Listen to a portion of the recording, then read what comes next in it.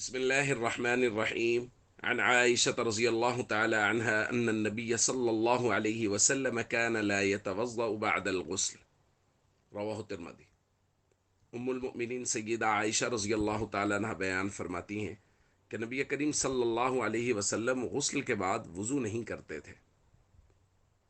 دوستو، اس مسئلہ کو سمجھ لینا چاہیے کہ غسل کے ضمن میں وضو ہو جاتا ہے، اس کے بعد الگ سے وضو کرنے کی ضرورت نہیں ہے۔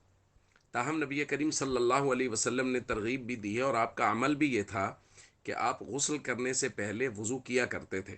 کان النبی صلی اللہ علیہ وسلم اذا اغتسل من الجنابہ، حضور کا معمول یہ تھا کہ جب آپ غسل جنابت کرتے، غسل یدئی، پہلے اپنے دونوں ہاتھوں کو دھوتے، ثم توضأ وضوءہ للصلاۃ، پھر نماز والا وضو کرتے، ثم اغتسل، اور پھر اس کے بعد غسل شروع کرتے۔